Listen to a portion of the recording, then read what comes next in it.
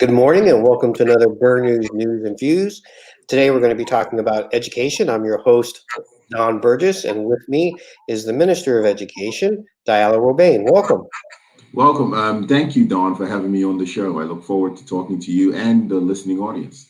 Right. And Some questions. Hopefully, I can answer some questions that might be lingering out there in the general public. Yes. So whatever question you may have, just post it on the comments, whether you're watching on YouTube, Periscope, Facebook, Twitter, and we'll get the minister to answer them as we go throughout the program. As the minister already knows, education is very near and dear to my heart. I taught in California for 9 years before coming home to Bermuda, and I've taught at both public and private schools here. And Minister, you've started consultation with virtual town hall meetings on education reform. What are some of the biggest concerns parents have? Well, just a slight correction on that, Don. Our education reform, while it involves the proposal we currently have we're currently consulting on the parish primary schools. We also have the Learning First initiative, the phasing out of the middle schools and the introduction of signature schools, and the group that is researching into what an education authority could and possibly look like for Bermuda.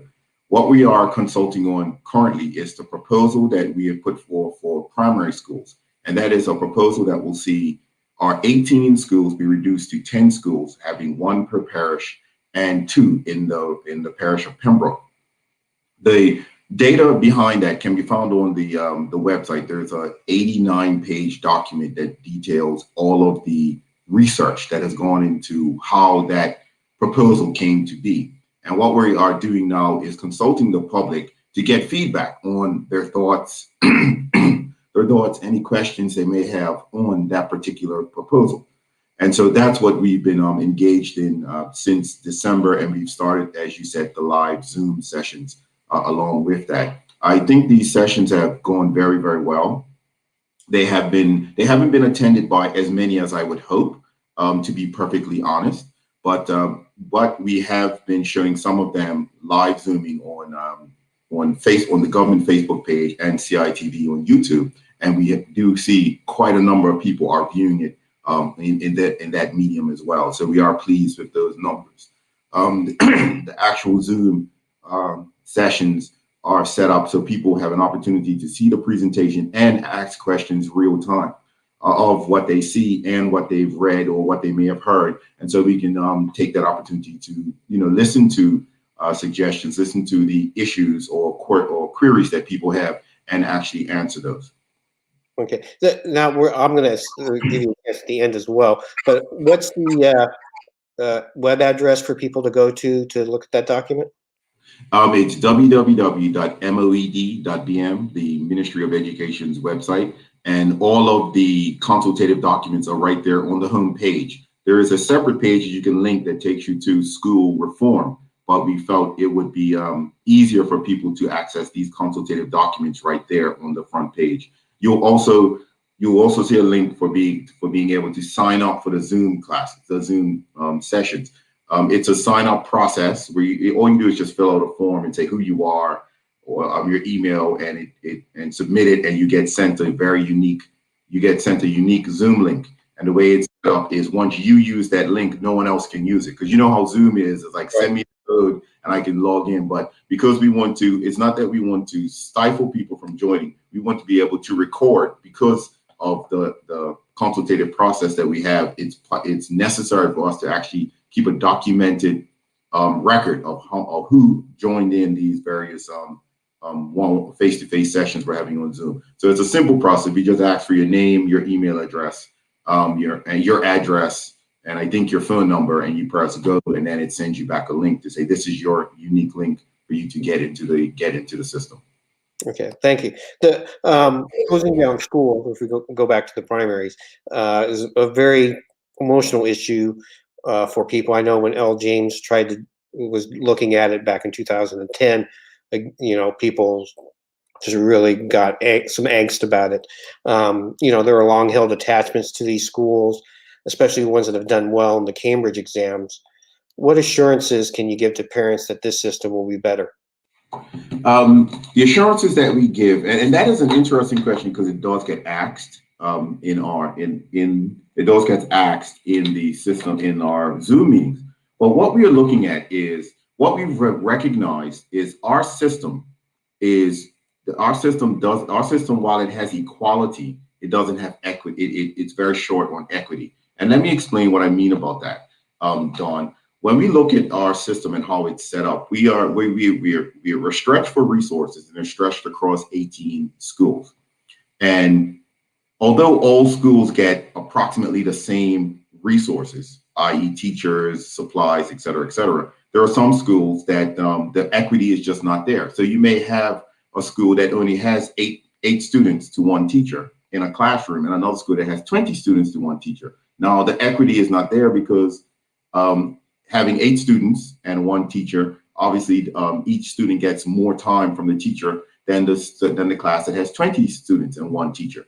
And so what we looked at is, because of the system and the way we have it set up, and our resources are stretched across 18 schools, our school population is declining in such a way that when we looked at the data, it actually bore out that if we went down to 10 schools, we would be able to cap our size at 15 students per classroom, cap our school numbers at 300 max in this classroom, and create a system that is much more equitable across the board.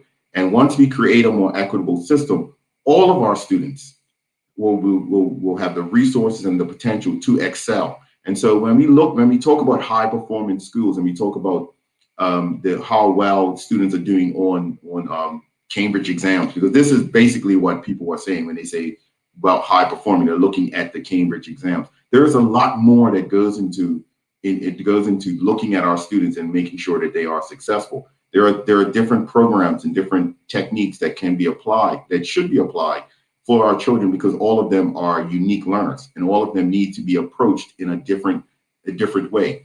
And so because we find ourselves so stretched for resources across the board, we're unable to meet some of our children where they are at. And that in its turn can lead to what people would interpret as a school not doing well. What we want all of our schools to do well, all of our schools to have the resources that they need to ensure that all of our students are given the opportunity to excel. Right. So we have a chart here showing the school enrollment. If we can bring that up, and then maybe talk a little bit more about that. Yes. So as you can see, like in 2002, 3,160 in primary enrollment. In 2020, we basically have 1,000 less students, and the trend is continuing in that direction, isn't it? Yes, and actually, I see you grabbed that from the document.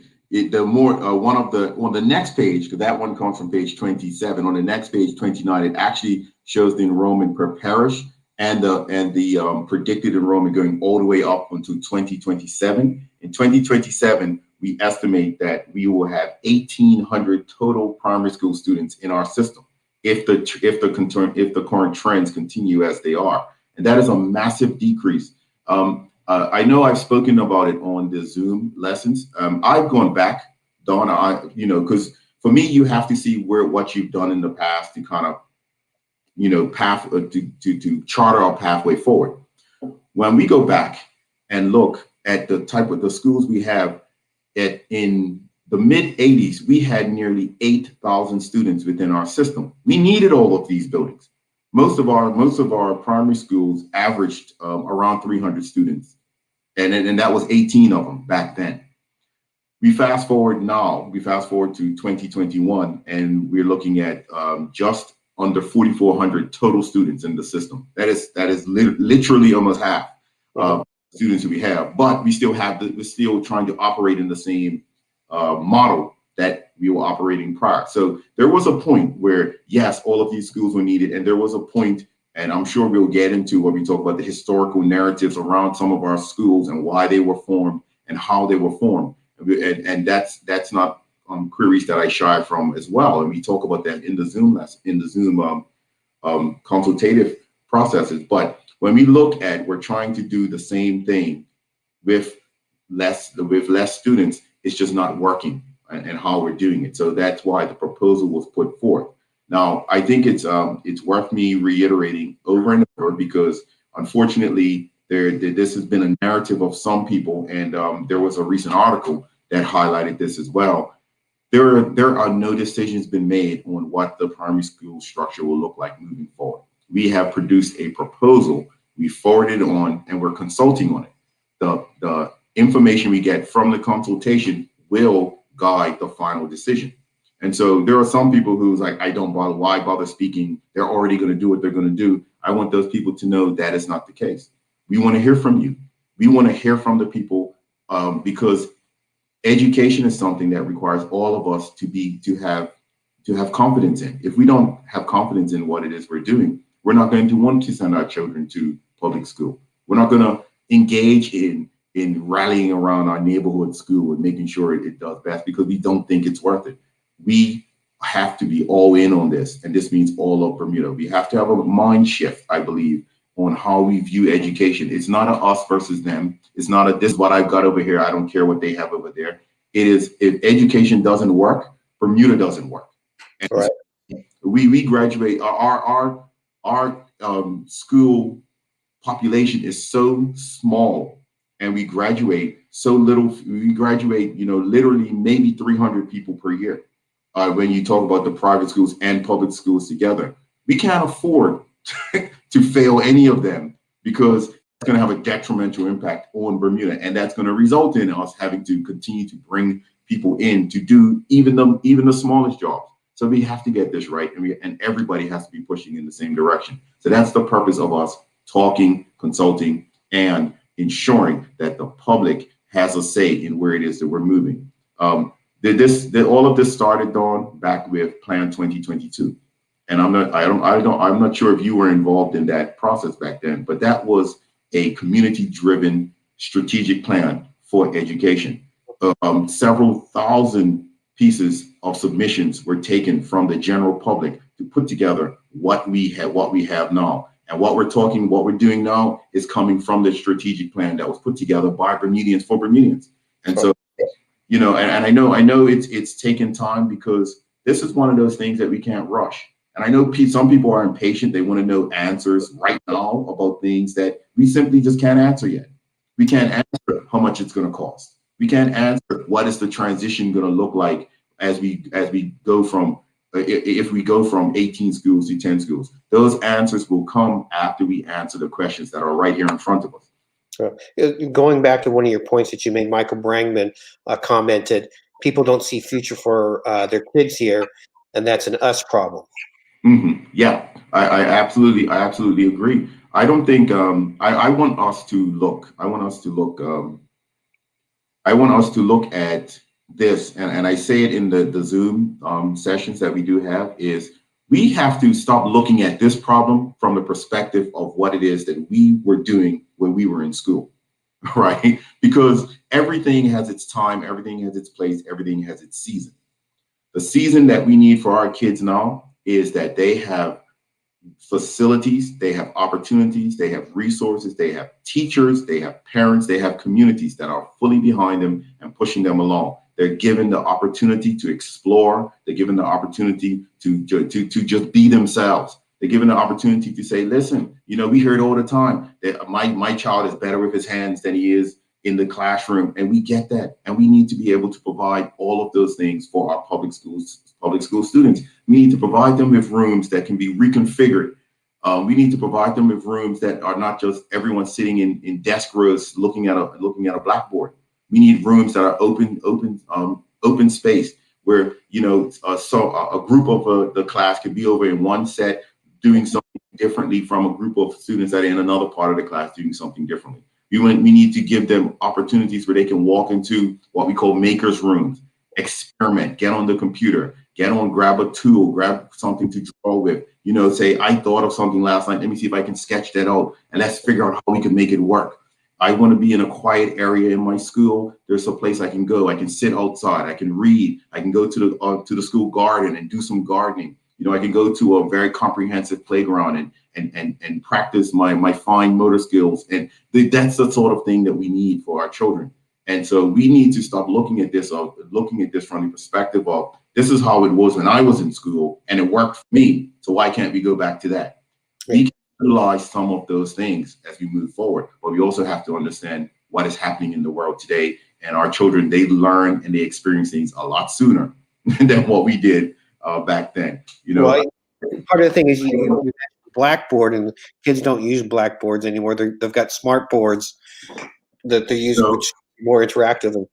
And I'd be curious to know how many parents actually know that, where they're able to put up on the screen a YouTube video or put up on the screen and write. The teacher's able to write on the whiteboard and do things right there, and it shows up on their laptops that are sitting at their desk. And those are the types of technologies, those are the types of exciting things that we need to have for our children. I understand at the core, we have to ensure that our children have the basic academic skills to survive in Bermuda, and that nothing of that will change, and that is critically important. But we do have to understand that our children learn differently. I mean, how many people out here, 3-year-olds, probably know their way around their iPad or their phone better than their parents, right about now, and so we have to embrace that. We have to embrace that. We have to ensure that we have that sort of thing. So this proposal that we're talking about for the primary schools, where we're not saying this because we've got to figure out a way to cut money.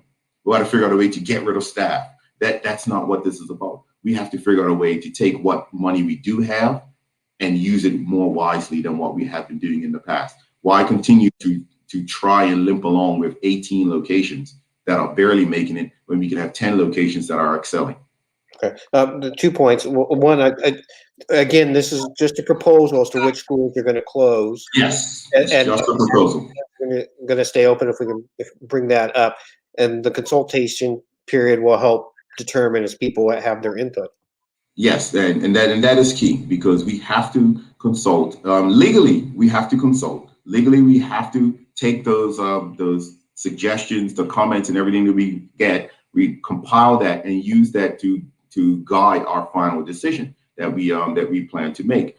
But what I do implore people to do is please have a look. Go to the website. Have a look at the consultative document. We are finding, Dawn, is maybe 80% of the questions we get in our Zoom sessions, all we have to do is actually say, okay, if you turn to page blah, blah, blah in the document, you'll see where it's explained there. If you turn to page this, you'll see where it's explained there. But I mean, we still talk about it and we still, give rationales behind it and talk about it. But there's a lot of really good information within this document that I encourage people to actually read. And the biggest part is the criteria of why certain schools were selected over other certain schools, because that is something I think people don't really comprehend. We looked at all of our schools. We looked at expandability. We looked at historical narrative. We looked at the condition of the existing building. We looked at traffic routes, the green space. That it was 19 different factors that went into. There were 4 core factors, and then they were broken out into 19 different individual factors, and each school was applied equally by a team of building experts.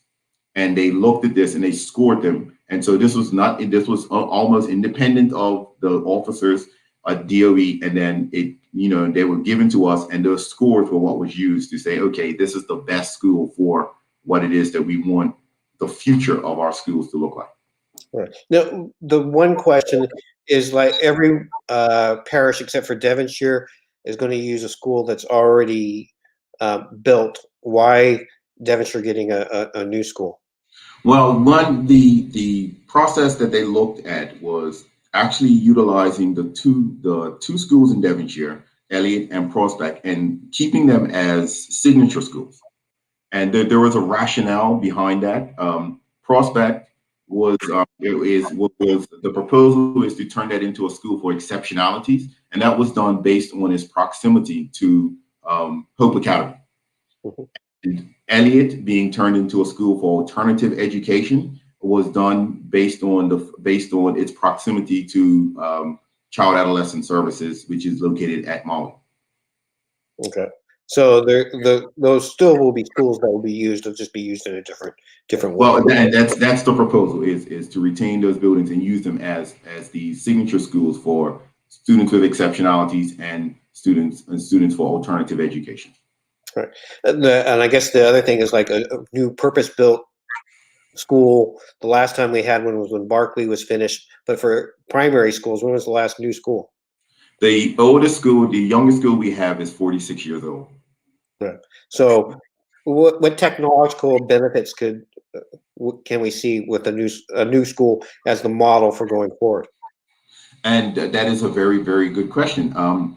As I talked about earlier, we're looking at schools with open classrooms. When I say we're not the traditional classrooms where you just have the chairs in rows, just open classroom. The modern technologies, the ability to conduct classes basically anywhere you want within the location.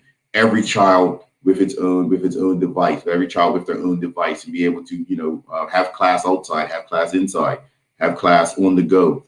Our biggest thing we keep talking about is makers rooms. These are rooms where kids are allowed to explore. You have technologies like computers in there, 3D labs, the ability to design, the ability to create things, up to date art rooms for our students to use, comprehensive libraries. Most importantly, rooms for our teachers to be able to plan their lessons, the teachers to be able to do their own experimenting and coming up with different ways of imparting the knowledge that they need to impart. Outdoor classrooms, gardens, complete sports fields with room for spectators, because that is an important part. If you read through our proposal, it's important for us to bring sports back into the sports. To have a larger feel within our future system.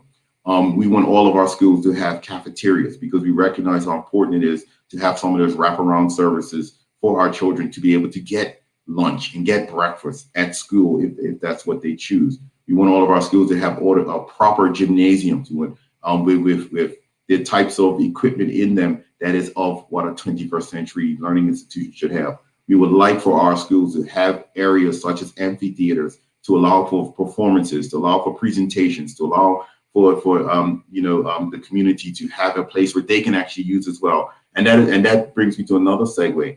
The idea of having parish schools is to create community buildings that the community rallies around, the community uses. We've often had the conversation, and it was interesting because we were having this conversation with the BUT one time that education needs to be 365 days a year. We don't. Our buildings need to be places in our communities that can be used 365 days a year. If we need to have additional things after school, like after school programs and such, these are places that they should be run because naturally the children are there. Our children shouldn't be. They go to school from 8:30 to 3:30, then the school shuts down and they go home. There should be other things for them to do.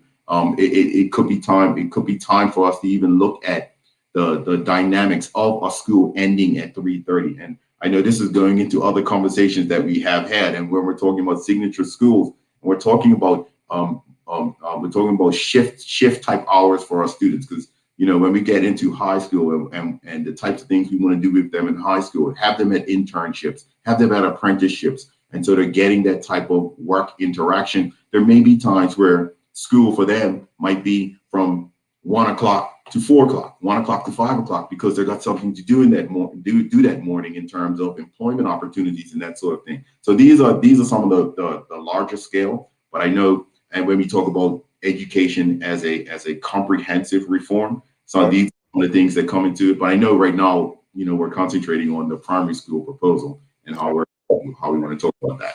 I do want to shift to the secondary schools in a moment, but Michelle Johnson has a question. She says, where are they thinking to move in Prospect students? So I know where you're planning on building a new school, but Michelle would like to know. Okay, the proposal talks about creating a new school at the location currently of where Margaret K. Carter is. That is the where Roberts Avenue meets Palmetto Road, down in that area there. And so, but again, it is any decision once a decision has been made, that will then open the door to start looking at other parts of the equation. So when we talk about where students are going to move, how they're going to move, and all of that sort of stuff, that is something that we cannot begin to have plans on until we start making some of these decisions. Once these decisions are been made, we are committed to what the long-term transition plans will look like. And we also have to talk about what the blueprints are for upgrading our current facilities. And so it's not going to be one of those things where you turn the lights off on Friday, you come in Monday, and everything is changed. There will be a gradual movement from where we are to where we need to go, and that will honestly take several years to actually do properly. Because I mean, it's quite it's only logical. If you're going to renovate or build new schools, you can't shut down everybody else while you're doing that. You got to build it first. You got to build it first, and then move on. And we know some of these things will not be happening at the same time. So there will be a transition period. How long that transition period will be, that is something that we can't begin to work on until we start making some of the decisions that we're talking about now. And these decisions will not be made for another few months, probably. I guess one of the exciting things for the new school would be, I would assume they're going to be able to use the facilities at the National Sports Center. That is an interesting question, one that I've never heard before. We are intent on ensuring all of our schools have proper sports facilities on site. Mm-hmm. That's one of the intentions as well, is to ensure that they have proper, when we're talking about playing football, playing cricket, running track, netball, basketball, or whatever sports are there, the intention is to ensure that we have a very robust sports program within our school system. We are very looking to be very intentional of ensuring that all of our schools have a good drama and performing arts program as well. Because there have been a lot of people that say, well, we need a sports academy, or we need a performing arts school, and the data doesn't necessarily support the need for a school specifically for that. But the data does support that we need to provide our children with those opportunities. And the idea is to ensure that that those types of things are built into all of our schools, to ensure that if there are students that have the aptitude for that, there is an avenue for them. And then, as we move forward into the signature schools, that's when we'll be looking at the various signatures that are in all of the different schools themselves. And there could very well be a school that has a signature that leans towards performing arts and drama and stuff like that. Good. I just want to make a comment about the school facilities and proper gyms and things, because I've subbed down at Clearwater quite a bit this year. And I have to tell you, it really irks me as a teacher going into their gym and it still says Chaffee Falcons on it, on the gym. Oh, wow. I've been in their gym. I don't think I've ever noticed that. I don't, what irks me, Don, is when I walk into my primary school, and I graduate, I'm a year or so younger than you. I finished primary school in 83.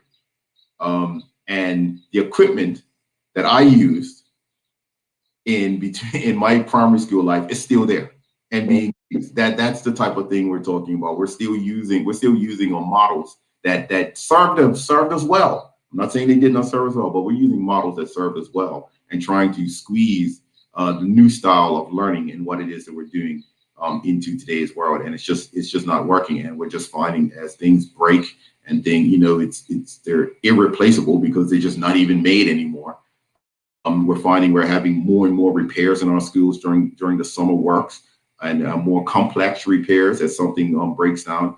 And so the time has come for us to really, really take a look at our facilities and do what's right for our children in terms of providing them with facilities that gets them to where it is they need to be.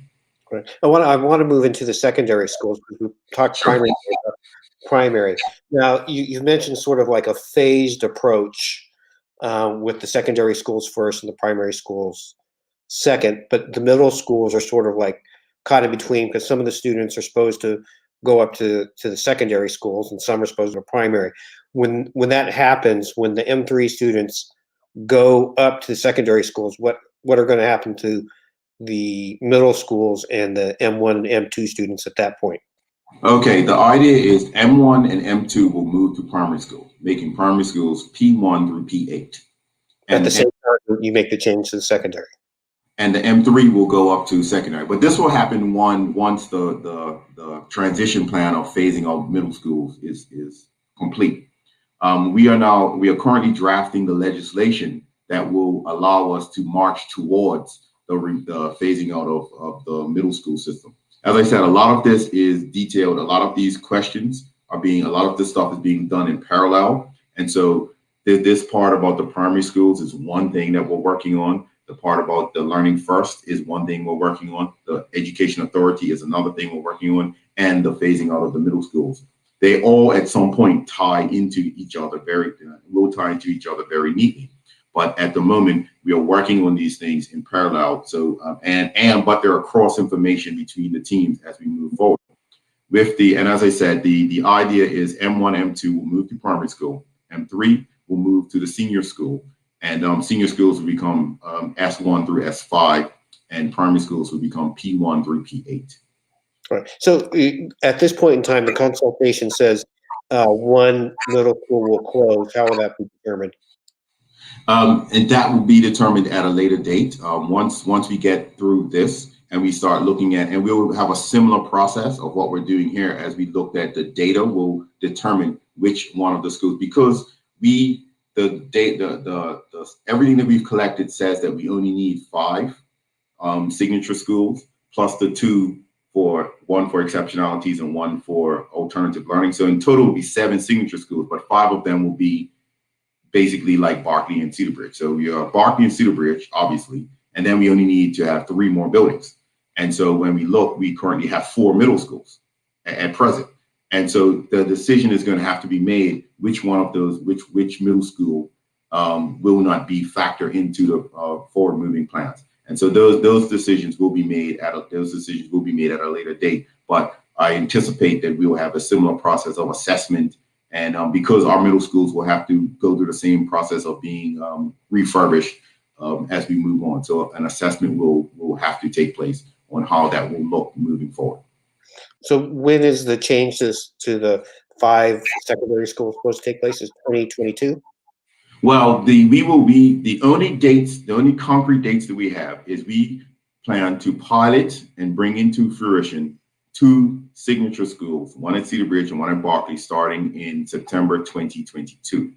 As I've actually talked about this on a few occasions, the idea is that the change will be done in what we call waves.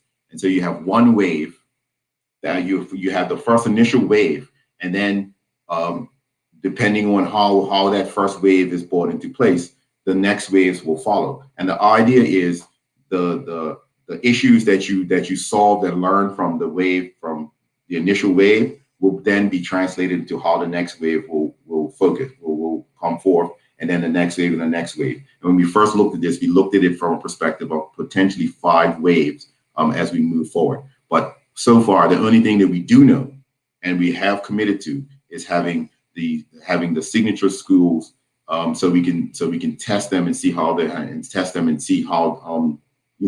how they're integrated properly into Berkeley and Cedar Bridge, and that is September 2022. And that's mainly the work of, and you hear me keep saying learning first, but that's mainly the work of learning first, and the things that they're doing. And they'll be actually doing a lot of, they'll be ramping up some of the work in the next maybe month, maybe 3 to 4 weeks, and you'll start seeing them actually reaching out to the public and doing some things and actually talking to them and saying, here's the research we've done. Here's some of what we call prototyping of how education can be done differently, the types of professional development our teachers are going to need in order to ensure that they are ready for the new system. And they'll be reaching out to the public and talking to the public about that, and conducting sessions and those types of things on what Learning First is doing. And they're the ones that are really collecting the data on what type of signature schools we want, what are the signatures that are most relevant. The idea is to ensure that our schools not only have signatures for today, but have the ability to pivot and add in things for signatures that we just don't know are coming down the pipeline. Technology changes all the time. Job descriptions change all the time. And so it's critical for us to have the flexibility built in that, when we look down 5 years from now, something's coming down, we can make that adjustment in our schools now to ensure that our students are prepared for that thing that's coming up. And so a lot of this has to do with talking to private sector, talking with our entrepreneurs, talking with our tradesmen, talking with the general public, and getting an idea of what is out there and what do our children need to know in order to move forward. So in 2022, there'll still be middle school. That won't happen until In later. 2022, we should be talking about what the actual phasing out process will be looking like. Okay. So, but the legislation to enable that will be done this year. And because that's the first part of it. You have the legislation that says this is what the school system will look like: 2-tier, primary school, senior school, et cetera, and how it works, because we have to get that part covered first. Once we get through that part, then we start talking about what those phases will look like and how that phasing out, how the physical phasing out will come about. So what are sort of some of the signatures that are being looked at right now? I know this could change a couple of years down the road, just as you mentioned, but what are some of the topics that were? Well, when we first talked about this, Don, we talked about of course, we needed signatures for business, and business is a wide topic that could cover accounting, that could cover business admin, it could cover reinsurance, so it can cover a whole bunch of things. We talked about signatures for the arts. We talked about signatures for STEAM technologies, whether it be computers, engineering, that sort of thing. We also talk about STEAMs for the trades. That is critically important. We hear people talk about that all the time. We talk about that, we hear people talk about that all the time. So that is something that definitely has to be put in there as well. But we're trying to make this as wide as possible, as I said, so schools can be flexible and recognize things that are coming down. So when the education of comes into play and how it comes into play, and they're looking at the governance structure and how our schools are actually run, and how schools run their day-to-day business. That has to be worked in there as well. How our signature schools are flexible and able to change based on the needs of Bermuda as we move forward. See, the biggest thing that I want people to walk away with is, and this goes back to when we talked about high performance schools and how it's really just tied into how well a student done on a standardized exam. We want our children to leave our school system with a diploma in one hand to say, yes, I've mastered the basic academics that I need to have mastered in order to graduate, whether I'm at the top of the class or the middle of the class. But we also want, on the other hand, them to have experiences, whether it be apprenticeships, whether it be certifications that they've done in certain areas before they left high school, internships, work release, dual enrollment at the Bermuda College. We want them to be leaving with those experiences as well. So when they leave our schools, they're not only leaving our school, they're leaving our school prepared to go directly into the workforce or directly onto post-secondary education. We want our children to be prepared, and we want the public to know that when you're talking to a graduate from a public school system and they're applying for that position, they're applying for it because they've had experience in it. They're applying for that air conditioning position because they've done 2 years of tagging along with an air conditioning specialist. Mm-hmm. I'm applying for this bookkeeping job. That's because they've been to an accounting firm and they've worked along and seen what it takes, and they realized, I might not want to go to school and get my accounting degree now, but I understand enough to do bookkeeping. That's the type of students we want to leave our system. Okay. I know a lot of people have fond memories of Bermuda Tech, mm-hmm. and how it trained men not only and women not only in the trades, but also taught them how to go out and be entrepreneurs and create and start their own businesses and set them up for success in that way. So with a new school that has such to it. And also, and you've just jogged my memory, part of our revamped curriculum will include entrepreneur skill sets, because we recognize that it has to be taught, and we want our students to leave our schools not only thinking that they can be employees for the rest of their life. We want them to think that they can start their own business and become employers. Mhm. That is what we really want impact in our system. And the stuff that we're talking about, Dawn, we are talking about starting at the primary level, not waiting to high school. The idea is that once you leave primary, the ideas that we have is once you leave primary school, you've already been exposed to some of these things, and you already have a pretty solid idea of what interests you, what doesn't interest you, and that'll help you choose your particular school, signature school, because it has various signatures in it that appeal to you. And so that is really critical for us to ensure that our children have that type of exposure, our children have those types of experiences as early as possible to help them formulate in their minds what it is that they could possibly do post school career. Right. Now, because this subject's so close to me, I could talk to you for hours about this. But I want to recognize that you have time and other things to do as well. Just to sort of wrap. I have nothing but time for you. Just to sort of wrap up, we've talked a lot about the buildings and the change, but Michael Daniels has a comment here. You cannot teach what you do not have yourself. Will this require teachers to reevaluate their skill sets, recognizing that their academic achievements will need to be augmented with psychological and emotional abilities? The short answer to that, Mr. Daniels, is yes. And you've heard me talk about Bermuda. Heard me talk about learning first. Part of learning first mandate is to look at what it is we want to do, come up with how we need to do that, and in addition to that, what is the professional development that our teachers will require in order for them to be able to be successful. The idea is not to go and say everybody's gotta go or everyone needs to is inadequate. The idea is to ensure that our teachers as well are given the adequate resources to skill themselves towards these new style of learning and this new style of schooling that we have.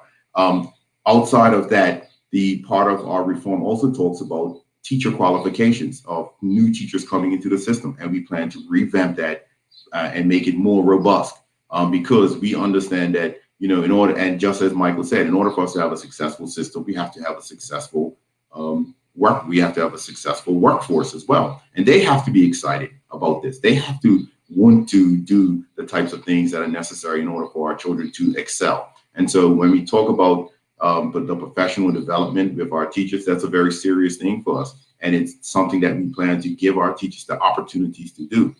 As I said, new teachers coming in, there will be different qualifications as we move forward in the future to ensure that teachers coming in already have those types of skill sets that we want them to have. Again, that is also mentioned in the consultative document. Some of these things are towards the back after we talk about the primary schools, and we talk about some of the impact it's going to have and the things that we see we're going to have to do with our leaders within our schools, within our teachers, within our school, etc. But also, Michael, you brought about something else that is critically important as well. Our system needs to be a restorative system as well. And that is also part of the plan. We have to have restorative practices built into our school system. The days of just corporal punishment as the solution for all ills within our schools is way past our time. I'm not saying, I had corporal punishment, it worked for me, but nowadays there are so many other things that are going on within our children when they come to school. And oftentimes little Johnny didn't do his homework is not because little Johnny didn't want to do his homework. Little Johnny may not have had lights on at home, so he couldn't. He may not have been able to turn a light on. He may not have been able to even find a pencil. Or there may have been something going on in his neighborhood. Something happened in the neighborhood that just really distracted. So we have to have a restorative practice within our schools. And as we talked about earlier, Dawn, meeting our children where they are, providing those resources to let them know that they can excel despite any issues that they may have outside of our schools. That's critically important for us to make sure it's woven into our school system as well. Yeah, I know. Like part of the thing is, over the last few years, I've had several students who've had parents die while they're in school, and like when I was doing training and things, I never had a class on how to deal with a student when they're going through an emotional issue like this. So this is like it's like a rethink how to adjust to them and try to meet them where they are and Exactly. expectations to where they are. I mean, currently in our system, we have what we call the MTSS, the multi-tiered system of support. And so all teachers are trained to assess the situation and make observations. And then we have those observations go from tier 1 to 3. I believe it's just 3 tiers. And so depending on the tiers that the children are through, that's when additional resources are put in place. We have behavioral therapists, we have psychologists that come into play. And then also we have Success Academy for those high tier children that just really need specialized services. And that's when we talk about alternative education signature school. That's where we're talking about where we'll be able to deal with those types of matters. Ideally, you want your children to receive the treatment and receive the additional resources they need and return back to mainstream. But we also realize that there are going to be some cases where it just may not even be possible, and they will always need some specialized attention. And so that's the idea of having those 2 schools, Prospect and Elliott, as one for alternative education and one for exceptionalities. Okay. So as I mentioned at the beginning, when does the consultation period end? And again, what's the address for people to go to? Okay, the consultation period ends, I think the first or second week in March. I can't really remember. Like March 12th, I think. We have Zoom sessions every week between now and then. And although what the Zoom sessions we're doing now are for specific parishes that have more than one school, anyone can join in. It's not just specifically for persons from that parish. This week we did St. George's. Next week we're doing Devonshire on Monday and Wednesday of next week. And so all persons who live in Devonshire, I encourage you to log on so you can actually voice your opinion. You can hear what's really being put forth. You'll be able to talk about it, because that'll be a big shift for the parish of Devonshire. Elliott is a school that has a storied history. I attended Elliott myself, and I understand and know the history. Elliott is one of the schools historically is over 100 years old. The building that they're in isn't that age. I know, and interestingly, Dawn, I know Elliott has moved. I believe it's been in 4 different locations in its history. One of them, a lot of people don't realize, is where Cedar Bridge is now.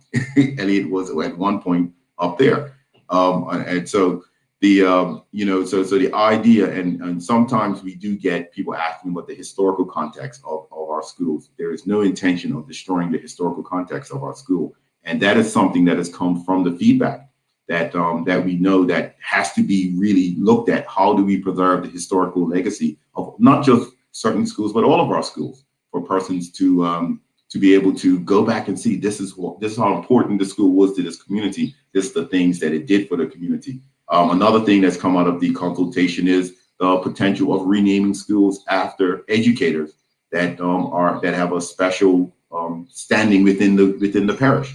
And that's an idea that has been brought forth, and we're like, wow, we didn't think of that, but that's an excellent thing to think about. Rooms within the school named after educators that gave their heart and soul to their community.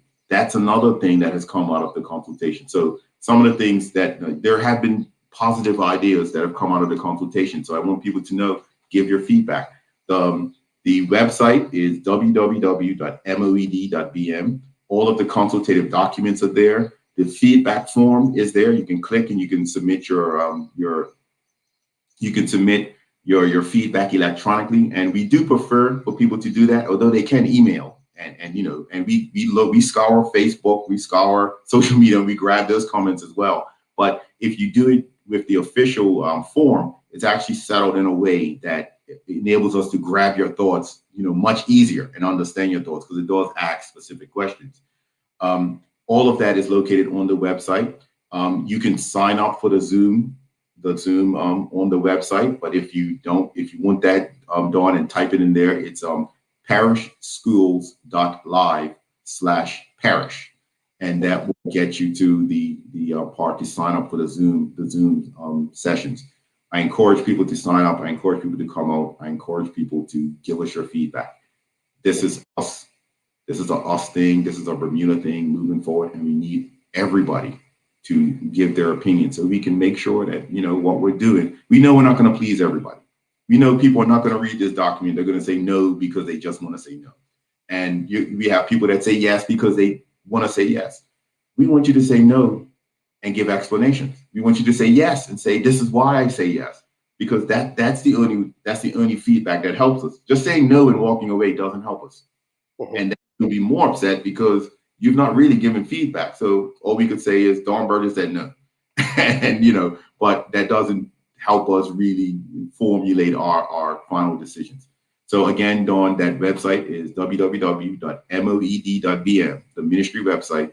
All of the documentation on the proposal is listed on that website, and the link to sign up for the Zoom class, the Zoom sessions are listed on the website as well. Okay. Thank you, Minister, for your time today. We definitely want you back in March, close to the end of the consultation period, just to give it one more push so that people can have their say. But thank you for your time. And thank you for having me, Dawn, and thank you, Patricia, for making this happen. Okay. On behalf of Burn News, I'm your host, Don Burgess. We had Minister of Education, Diallo Rabain, with us for a bit of a long period today, which we appreciate. But as always, we wish everyone to have a beautiful day.